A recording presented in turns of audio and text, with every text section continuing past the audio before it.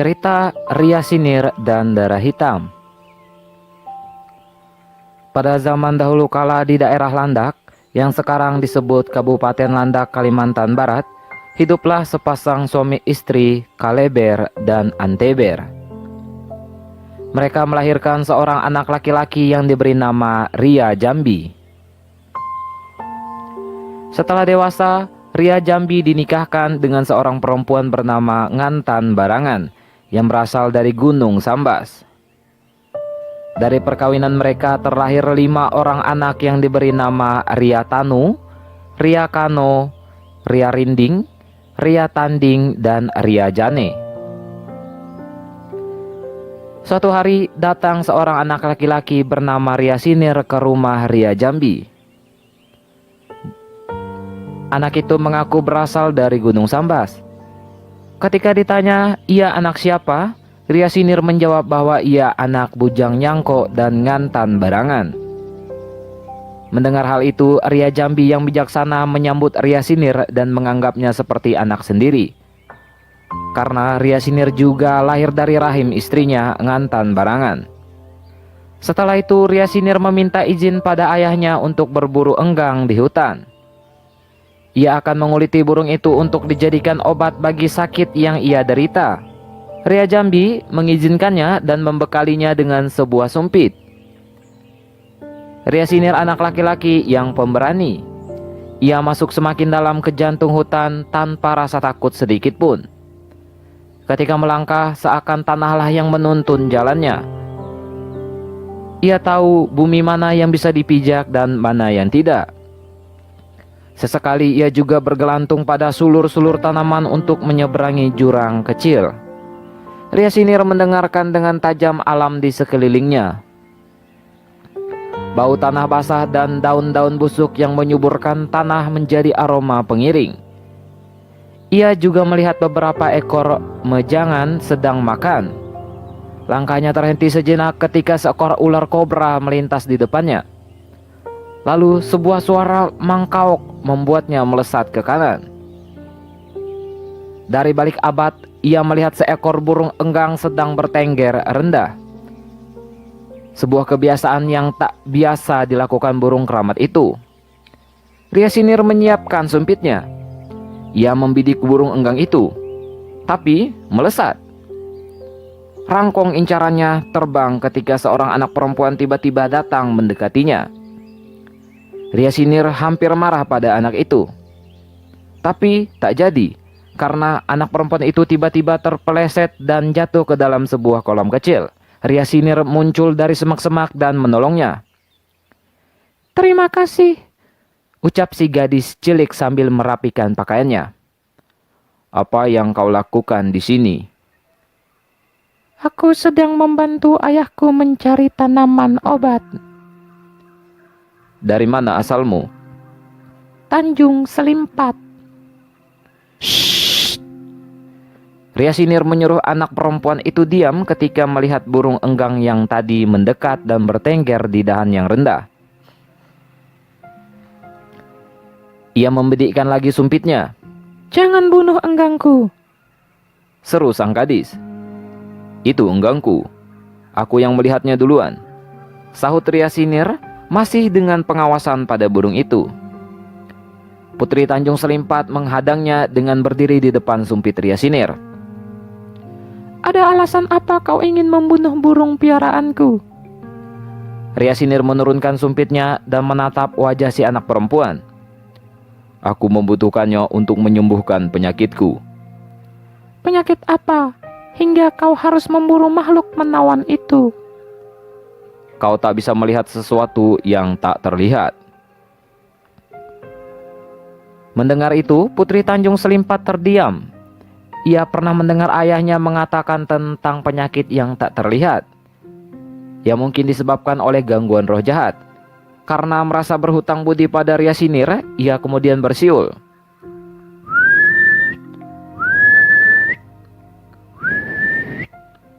Lalu burung enggang itu terbang hinggap di tangannya yang membentang. Putri Tanjung Selimpat menyerahkan burung itu pada Ria Sinir. Semoga Sang Jubata segera mengangkat penyakit itu dari tubuhmu. Ryasinir pun berbinar. Terima kasih. Ia dan Putri Tanjung Selimpat sama-sama tersenyum. Aku harus pergi. Terima kasih telah menolongku tadi. Pamitnya. Au, Ryasinir mengangguk. Ia pun segera kembali ke rumah. Di rumah, Ryasinir tak bisa berhenti memikirkan pertemuannya dengan Putri Tanjung Selimpat yang baik hati. Beberapa tahun kemudian, Putri Tanjung Selimpat yang juga ahli dalam bidang pengobatan seperti ayahnya, Patih Gumantar, membersihkan tanaman obat di Sungai Landak. Tanpa ia sadari, sehelai rambutnya yang panjang dan indah itu rontok dan hanyut. Rambut itu tersangkut pada jaring seorang pencari ikan, penduduk kerajaan Landak. Laki-laki itu terkejut karena setelah melepaskannya dari jaring, ia mendapati bahwa rambut itu bisa memenuhi sebuah bokor yang lumayan besar. Sang nelayan segera melaporkan pertemuannya pada Raja Pulang Pali yang saat itu memerintah kerajaan Landak. Sang raja penasaran. Ia semakin tertarik dengan asal-usul rambut itu ketika salah seorang penasihatnya mengatakan kalau rambut itu milik anak perempuan Patih Gumantar yang memimpin daerah Tanjung Selimpat. Apalagi Putri Tanjung Selimpat adalah gadis berparas cantik dan senang menolong siapa saja dengan keahliannya mengobati. Karena terpesona, keesokan harinya Raja Pulang Pali ingin melihat sendiri bagaimana sosok Putri Tanjung Selimpat. Lantas ia bersama seorang pengawalnya naik sampan menyusuri sungai. Ia juga menyamar sebagai seorang yang sedang sakit agar Putri bersedia menemuinya. Seperti biasanya, Putri membawa tanaman obat ke sungai untuk dibersihkan. Saat sedang berjalan ke sana, tiba-tiba ada seorang lelaki yang tergesa-gesa menghampirinya. Ada apa, Tuan? Tolonglah, saudara saya yang sedang sakit. Dia ada di sampan di tepi sungai. Putri Tanjung Selimpat mengangguk. Ia lantas ikut naik ke dalam sampan dan memeriksa seorang laki-laki yang duduk dan lemah di sana. Raja Pulang Pali tak bisa mengalihkan pandangannya pada Putri Tanjung Selimpat. Gadis itu memiliki mata seperti elang, namun raut mukanya tenang. Kulitnya kuning langsat dan rambut panjangnya dipilin berhias beberapa manik-manik. Anting logam bergelantung pada sepasang daun telinganya. Kenapa Tuan melihat saya seperti itu? Semoga Sang Jubata mengampuniku. Aku telah membohongi seorang bidadari yang turun dari langit, hanya demi bisa berdekatan dengannya. Putri berhenti memeriksa. Ia menatap mata raja yang juga sedang menatapnya.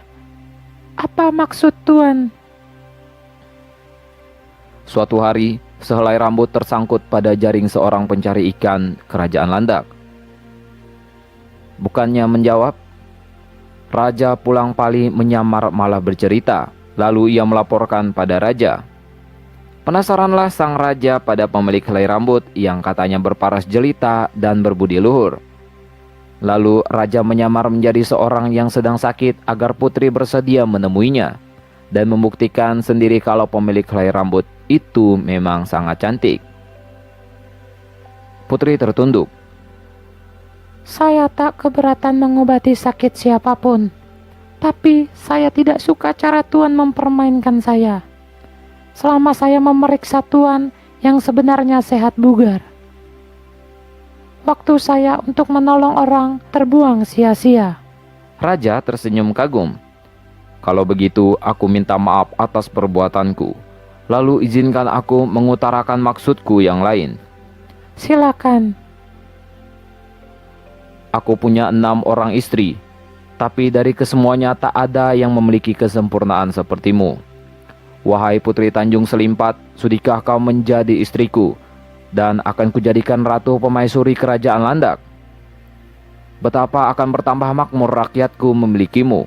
Kau bisa mengajarkan pada kami pengetahuanmu tentang pengobatan. Putri Tanjung Selimpat mengangkat kepalanya yang tertunduk. Ia sesekali menatap laki-laki yang barusan menipunya dan sekarang melamarnya. Pengawal raja memperhatikan dari tempat yang agak jauh. Riak sungai yang menubruk badan sampan menimbulkan bebunyian yang harmonis. Putri menimbang tawaran sang raja. Tapi dari sekian pikiran buruk, tetap saja pikiran baik tentang laki-laki ini jauh lebih baik. Lagi pula jika ia menikah dengan Raja Landak, maka Tanjung Selimpat akan memiliki sekutu.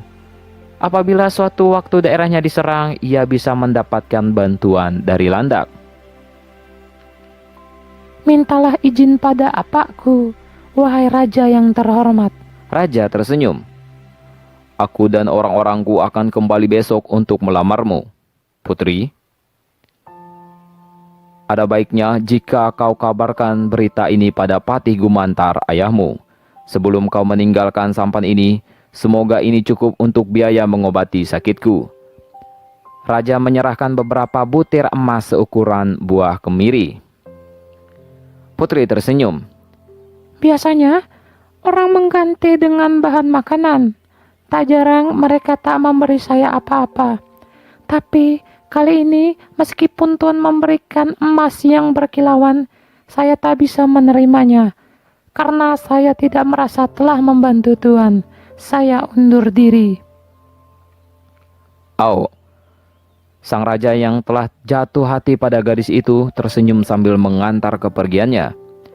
Ia merasa sangat berlega hati, setidaknya Putri Tanjung Selimpat tidak menunjukkan tanda-tanda penolakan meski ia telah membohonginya. Raja kembali ke kerajaan Landak dengan sukacita di hati. Sambil mendengarkan permainan sape ayahnya, Putri Tanjung Selimpat menceritakan pertemuannya dengan Raja Landak yang esok akan melamarnya. Patih Gumantar berhenti memetik sape sejenak. Kau bersedia atau tidak? Tanyanya. Putri tersipu, wajahnya memerah meski raja sudah memiliki 6 istri, tapi tak ada alasan untuk menolaknya. Apa tak ada pemuda lain yang memberati hatimu? Putri teringat pada pertemuannya dengan seorang anak laki-laki di hutan dahulu. Memang sampai sekarang kadang-kadang ia masih memikirkannya, tetapi ia tak tahu siapa anak itu. Tahu namanya saja tidak. Anak laki-laki pemberani itu seperti roh gaib yang tiba-tiba datang menemuinya, lalu lenyap begitu saja, dan meyakinkan Putri untuk berkata, Tidak ada pemuda lain. Baiklah kalau begitu, akan kuterima lamarannya. Pesta pernikahan pun digelar di kerajaan Landak. Raja dan Putri Tanjung Selimpat terlihat sangat bahagia. Benih-benih cinta mulai tumbuh di antara mereka. Ketika waktu tenang setelah benih tanaman sudah disebar, Putri Tanjung Selimpat dikabarkan hamil. Namun sebuah prahara terjadi. Tanjung Selimpat diserang oleh suku Biaju.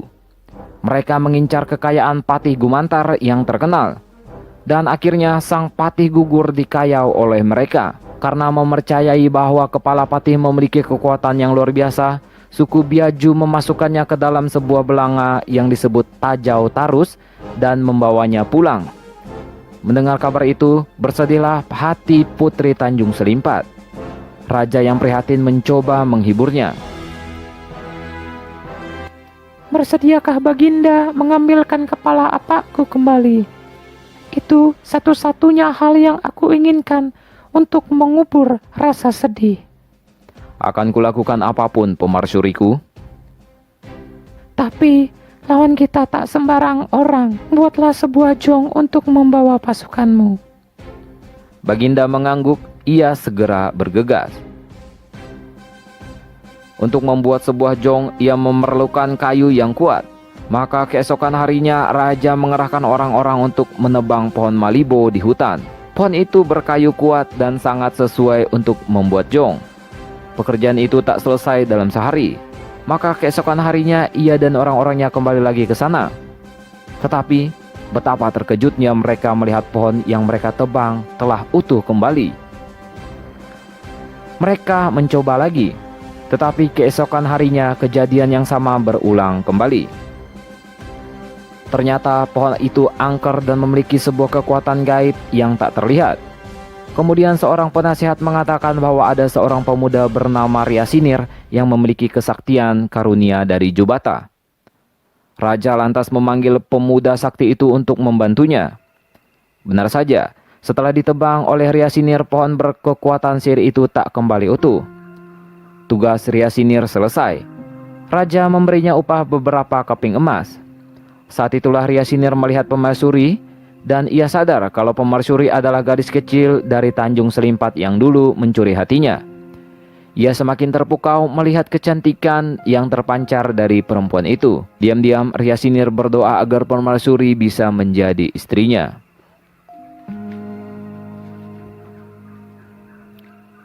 Beberapa hari kemudian jong selesai dibuat, tapi raja dan orang-orangnya kesulitan meluncurkan perahu itu ke sungai. Raja Pulang Pali kembali memanggil Ryasinir. Namun pemuda itu memiliki syarat. Raja harus menyediakan 7 orang perempuan yang mengandung anak sulung yang usia kandungannya sudah tua, serta 7 butir telur ayam dari induk yang baru pertama kali bertelur. Demi permaisuri, raja menuruti permintaan Ryasinir yang aneh dan lumayan sedikit sulit dipenuhi. Ketujuh perempuan hamil dan telur ayam itu berbaring berjajar di atas tanah yang akan dilewati jong. Raja sempat khawatir karena takut nyawa 7 perempuan itu akan terenggut. Tapi dengan ajaib, jong meluncur melewati 7 perempuan hamil tanpa melukai mereka dan melewati telur ayam tanpa memecahkannya. 7 perempuan itu malah merasa lebih bugar setelah kejadian. Dan 7 butir telur dieramkan kembali pada induknya. Lalu lahir 7 ekor ayam jago yang pandai berkokok. Karena terkagum akan kemampuannya, raja akhirnya mengutus Ryasinir untuk memimpin pasukan yang akan mengambil kepala Patih Gumantar. Sebagai imbalan, jika ia berhasil, raja rela menyerahkan salah satu istrinya untuk menjadi istri Ryasinir. Ryasinir menyanggupi, tapi ia meminta bekal perlengkapan perang dan sekantung mata uang serta lempeng-lempeng logam emas dan perak.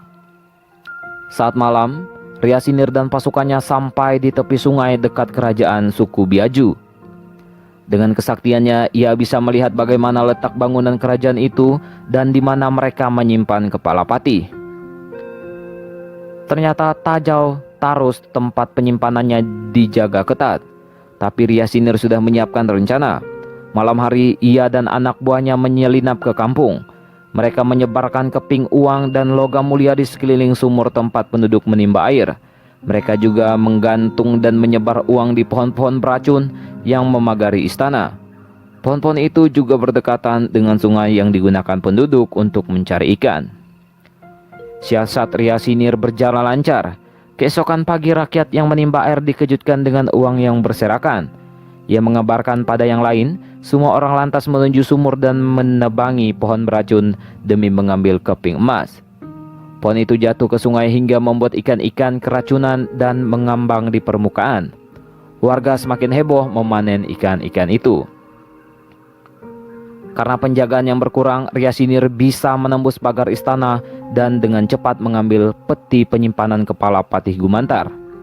Ia kembali ke dalam jong dan memerintah agar pasukannya mendayung secepat mungkin tanpa henti. Di istana landak, raja dan permaisuri yang mendengar kabar itu menjadi sangat bahagia. Tapi mereka juga dirundung duka karena ikrar raja yang akan menyerahkan salah satu istrinya pada Ryasinir. Permaisuri yang sudah mencintai raja turut prihatin. Akhirnya ia bersedia didandani layaknya dayang yang jelek diolesi abu dapur. Dari sinilah ia mulai disebut darah hitam. Sedangkan keenam istri raja yang didandani sangat cantik. Akhirnya saat itu tiba. Saat rakyat berkumpul di balai pertemuan untuk menyaksikan peristiwa itu, Ryasinir mempersembahkan kepala Patih Gumantar pada raja. Lalu raja pun memenuhi janjinya. Ryasinir boleh memilih salah satu istrinya untuk dibawa pulang. Ryasinir tak melihat putri Tanjung Selimpat di antara keenam istri raja. Ia menduga kalau sang putri disembunyikan. Maka ia mengeluarkan seekor kunang-kunang dari dalam daun sirih yang ia bawa. Istri baginda yang dihinggapi kunang-kunang inilah yang akan ikut dengan saya. Antara lega dan tidak, raja menanti dengan cemas. Ternyata hal itu memang terjadi. Kunang-kunang hinggap di atas hidung darah hitam. Perempuan itu meneteskan air matanya. Berat rasanya memenuhi keadaan ini. Ia terlanjur mencintai Raja Pulang Pali. tapi ia juga kagum terhadap ketangkasan Ryasinir yang telah merebut kembali kepala ayahnya. Raja menghela napas. Ia membesarkan hatinya lalu berkata, "Aku mohon maaf telah menyembunyikan salah satu istriku. Tapi ternyata aku tidak bisa mencegah takdir. Telah menjadi hakmu, Tuan. Bawalah permaisuri yang sangat kucintai ini bersamamu." Suasana menjadi gaduh. Masyarakat memiliki pendapat yang berbeda. Yang satu mengagumi kebijaksanaan raja yang telah memenuhi janjinya. Meskipun hal itu melukai hatinya sendiri, mereka juga tak rela jika raja harus berpisah dengan cintanya. Sementara sebagian yang lain membela keberanian Ryasinir yang mampu memenuhi permintaan permaisuri. "Ne Dara Hitam, kalau kau masih ingat, aku adalah anak laki-laki yang sembuh dari penyakit karena burung enggang piaraanmu." Dara Hitam tampak terkejut. Jubata telah menasibkan kita untuk bersatu, bagaimanapun caranya. Kemudian siang itu menjadi hari paling mengharukan. Rakyat mengiringi kepergian permaisuri yang mereka cintai. Raja Pulangpali menyerahkan pula sebagian dari wilayah kerajaan Landak untuk dipimpin Ryasinir dan Dara Hitam. Ia juga tak melarang rakyatnya yang ingin ikut dengan mereka.